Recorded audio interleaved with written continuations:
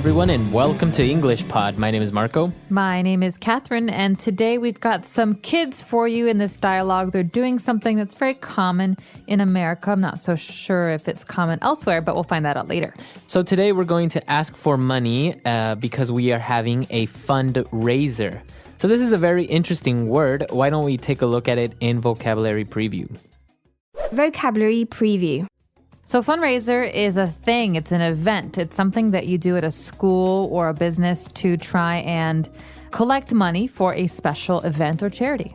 That's right. So money, you can also say, is funds, right?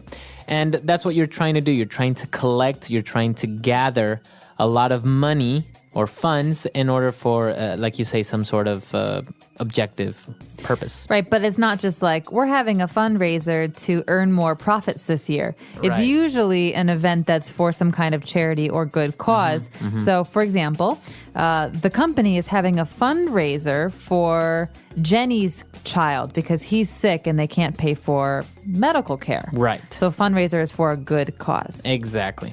So that's what this dialogue is all about today. Why don't we listen to the dialogue for the first time, and we'll be back in a bit.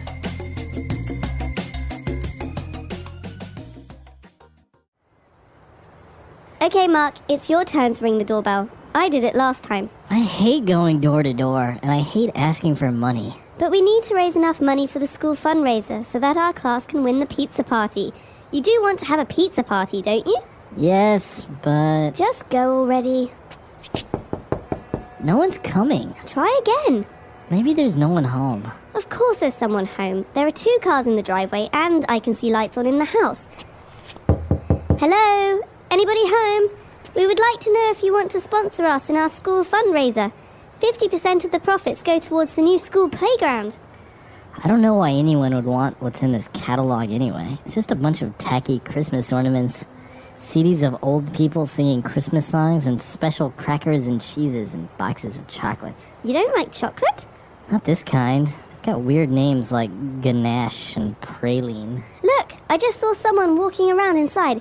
These people are being very rude. Finally, someone's coming. They don't look too happy. Hi, sir. Would you like to sponsor us or make a donation to What grade are you kids in? grade 7? Then for goodness sake, don't you see this sign? Can't you read? No soliciting? All right, so obviously the kids are selling candy and a lot of different things for their new playground. That's the fundraiser, right? Mm-hmm. So they use a lot of interesting words and phrases there. Why don't we take a look at a couple of them on Language Takeaway? Language Takeaway. Well, the first word is one that, Marco, you've already talked a little bit about today. We talked about fundraiser, to raise. Well, we do have the verb here, to raise enough money. So raise is a verb that means to collect or gather or to get. That's right. So you wouldn't really say we are collecting money or we are gathering money. You say we are raising money for the victims of the earthquake in Haiti. That's right. So the reason we don't say we are earning money is because you're not doing any work. Right. Really. You're not going to the job at 9 o'clock and leaving the job at 5 o'clock. You're actually asking people for donations. Exactly. So that's what you're doing. You are raising money. And now moving on, another way that you can help people maybe through a charity or donation is also to sponsor someone or something. Okay, so people can sponsor events or people, and companies can also do this as well. So to sponsor someone is basically to give them money in support of a cause. Right. For example, have you ever done one of those 5K runs or 10K runs? Did you have to collect sponsors basically to find people who would help pay money for you to do this run? Not personally, but I know people who have, who actually get companies interested, and maybe that person, for example, is going to run 5 kilometers in this race in order to raise money for victims of some serious illness. And so they get sponsors, they get companies to donate money for this cause. Right. You could have a person or a company sponsor you. They could be your sponsor by giving you money that you can then use for this charity or special cause. That's right. But the difference between a fundraiser and to sponsor something or someone is that sponsoring is not always for a charity or for some sort of non-profit cause, right? We have many sponsors for concerts or for sporting events. That's right. So oftentimes when you see athletes, they have their sponsors or their sponsors' logos written all over their jerseys, the Right. clothes that they wear. So, for example, if you're watching Formula One racing, you see the Ferrari and the bank emblems and all Right. these different things. That's right. So those are different ways of sponsoring events or people. And now moving on, we have a word that's, well, not really related to money and fundraisers, but it's a very interesting word and very common. When the kids mention that they're selling a bunch of tacky Christmas ornaments. Tacky. Tacky. Okay, you're going to hear this a lot. And the interesting thing about the word tacky is that it means something different to everyone. So what I think is tacky might be just normal for Marco. And what Marco thinks is really tacky might be something that I actually like. Right. And so tacky is basically a bad thing. It means something is not good looking or not very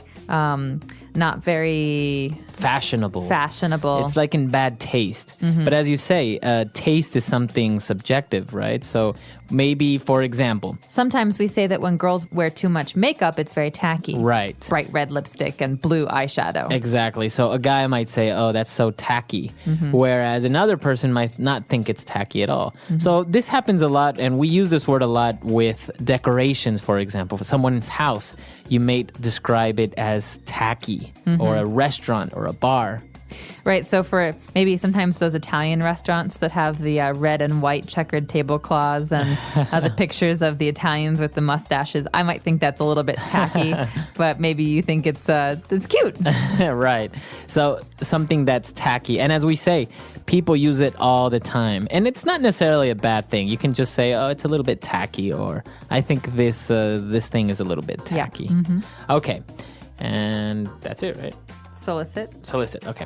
And our final word on language takeaway, towards the end of the dialogue, when the kids were reading the sign said no soliciting, and they didn't understand what that means. What does it mean when you have a sign that says no soliciting? Okay, so to solicit is to try to sell something or to offer a service. So basically the sign means, please don't come to my house and sell me stuff. Okay. For example, we have door-to-door insurance salesmen or makeup salespeople, and these people go to your door and they try to sell you their product. And no soliciting means don't come to my house. I'm not going to answer the door if you're trying to sell something. So to solicit is to try and sell something. Okay, but usually in person, trying to make a sale uninvited, right? That's because right. if you're a businessman and you have a meeting, a sales meeting, you're not really soliciting with that other person. No, this is basically trying to sell something to a stranger. Exactly. Okay.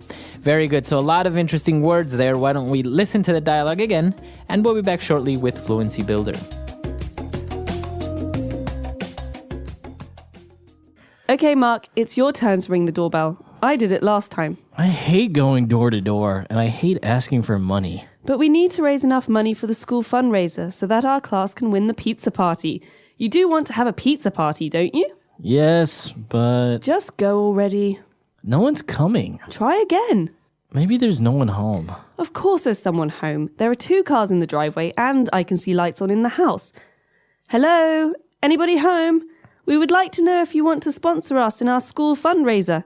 50% of the profits go towards the new school playground. I don't know why anyone would want what's in this catalog anyway. It's just a bunch of tacky Christmas ornaments, CDs of old people singing Christmas songs, and special crackers and cheeses and boxes of chocolates. You don't like chocolate? Not this kind. They've got weird names like ganache and praline. Look, I just saw someone walking around inside. These people are being very rude. Finally, someone's coming. They don't look too happy. Hi, sir. Would you like to sponsor us or make a donation to What grade are you kids in? grade 7? Then for goodness sake, don't you see this sign? Can't you read? No soliciting? All right, so now we're back and we have 4 key phrases for you on Fluency Builder. Fluency Builder. Okay, this first phrase is a pretty common one. We wanted to make sure that everyone was comfortable with the verb that goes with doorbell. So, Marco, what do you do to a doorbell? You ring the doorbell. You ring the doorbell. So you don't touch it, you don't press it. You can press it, but you ring the doorbell. That's the verb. Okay, so for example, when I was little, my brother and I always used to fight about who could ring the doorbell. Really? Yes. I loved ringing the doorbell, and so did he. Do you do the long ring or do you do the Ding, ding, ding, ding, ding, ding. you do it like that. The annoying ring. Yeah, so to ring the doorbell. All right. And well, going back, when we were talking about no soliciting, you said that salespeople go door to door selling things. Mm-hmm. So this is an interesting phrase, and it's a fixed phrase, going door to door. Well, think about it. So a salesperson who wants to sell maybe some makeup goes to one house and no one wants to buy any makeup there. So she goes to the next house.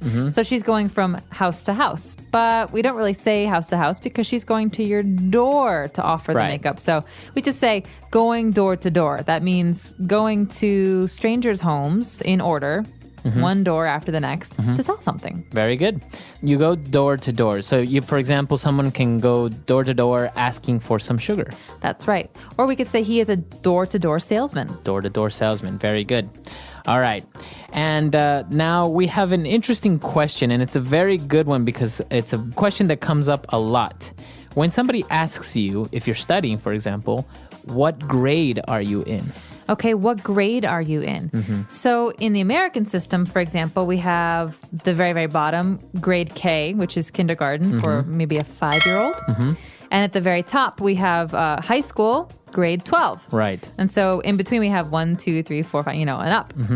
And so basically, to find out what year in school a student is, you have to ask him or her, what grade are you in? Right.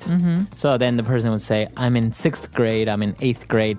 But this is the way you ask this question for school, as you said, a kid that's maybe 5 years old all the way to 18 years old in high school. What grade are you in? Now, if you're in university and you want to ask your friend what year of university that person's in, then you say, What year are you? what year are you? Yeah, you don't say grade. So basically, grade refers to, like what you said, Marco, those first 12 years of school. And so we call them, we don't call it grade school. So you could ask anybody under the age of 18, what grade are you in? But when you go to university or when you're talking about university students, it gets a little bit different. So you can say, what year are you in, or what year are you? So if you're not sure about someone's age and maybe you think they're in college, you can ask them, what year are you? But generally, anyone under 18, what grade are you in? Okay, good. All right, and our last phrase, and this is kind of an expression, right? Yeah. Goodness sake, for goodness sake.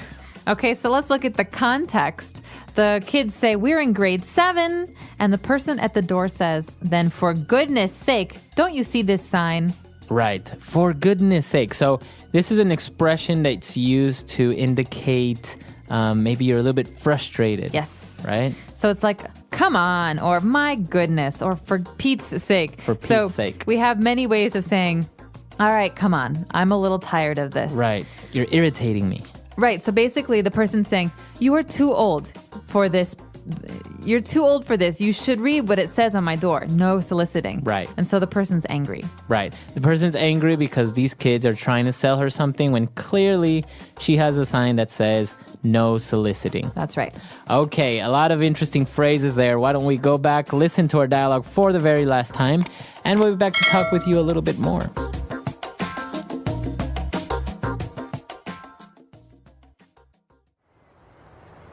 Okay, Mark, it's your turn to ring the doorbell. I did it last time. I hate going door to door, and I hate asking for money. But we need to raise enough money for the school fundraiser so that our class can win the pizza party. You do want to have a pizza party, don't you?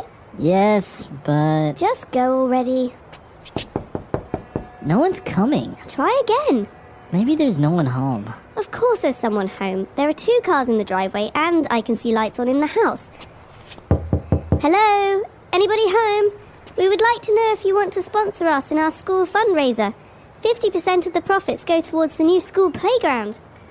I don't know why anyone would want what's in this catalog anyway. It's just a bunch of tacky Christmas ornaments, CDs of old people singing Christmas songs and special crackers and cheeses and boxes of chocolates. You don't like chocolate?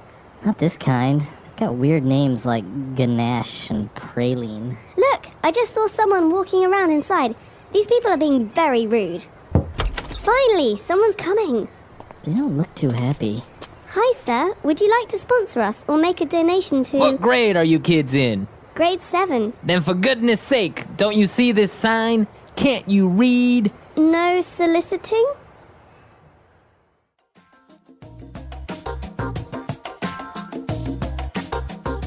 All right, so door-to-door salesman. I think this used to be a very American thing. I think back in the 50s, you would always see movies where this was actually a profession. That's right. People would go door-to-door selling hairbrushes or magazine subscriptions, pretty much everything. Yeah, you still see it sometimes. Some people sell insurance or there are a lot of religious door-to-door salespeople who want to sell religious books or magazines. But I think it was much more popular in the 1950s because people didn't really use their phones as much to sell things. Right. It was cheaper to have someone drive his car to your neighborhood and then go to every single house. Right. But yeah, it's a very interesting job. I think it'd be very lonely. And also, I think, well, now maybe that's been reduced a lot because now you have the internet. Oh, yeah. Well, the internet means that the salespeople come to you without you having to get up. Right. So basically, you're sitting at home in your pajamas and you can order a TV and some clothes. But it's very interesting because I remember you would have all these door-to-door salesmen. For example, I had one visit me once who was selling me encyclopedias. Really? A big collection of 37 books or more. It was a huge amount of books, encyclopedias. And I don't know if you see that anymore. Not really. Not in the States. I don't know if anyone buys physical, huge encyclopedias to have in their home. No, only collectors, perhaps. Maybe. Yeah. So it's a very interesting profession. I don't know. In the United States, as you say, it's not very common anymore. Very little, maybe specific services. But this is interesting. Maybe in your country, this is still a big thing. Yeah, let us know. In your country, are door-to-door salespeople still common? Do you see them? Our website is EnglishPod.com. We hope to see you there. All right. Bye-bye. Bye. The English Pod Audio Review. Listen to the meaning, then say the vocabulary word. Increase in size, quantity, or worth. Raise. From one house to the next. Door to door. Short private road from a street to a house.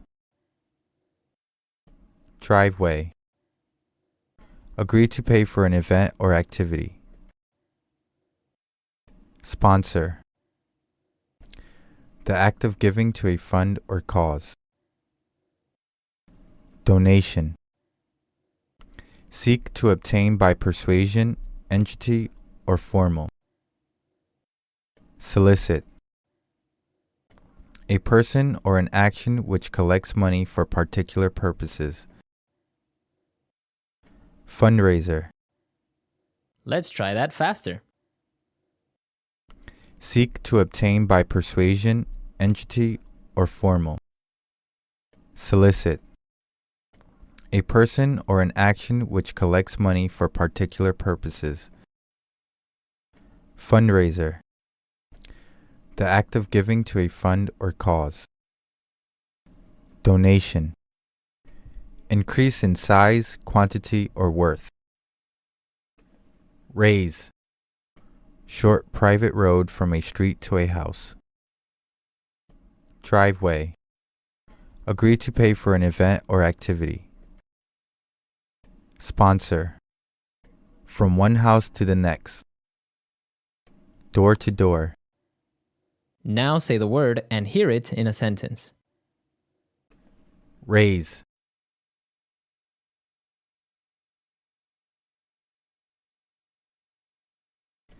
After 4 months of doing odd jobs for my neighbors, I finally raised enough money to buy a bicycle. Raise.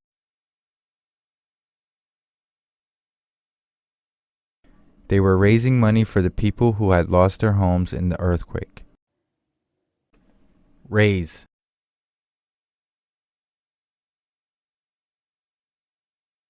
At the end of the fundraiser, the hospital had raised enough money to buy the new machine. Sponsor. He sponsored several kids in the fundraiser. Sponsor. Air Canada sponsored the Vancouver Olympics. Sponsor.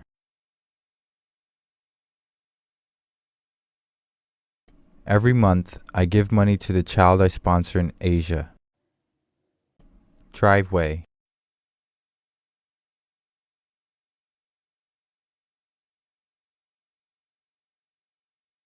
"80% of the profits will go to the people in need, while the other 20% will be spent on administrative cost." Driveway.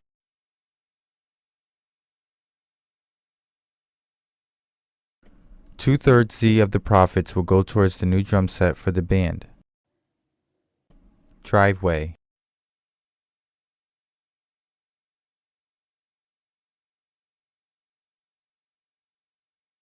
She was quite surprised when she learned that only a small percentage of the profits would actually be helping kids go to summer camps. Donation. He gave a huge donation to the organization.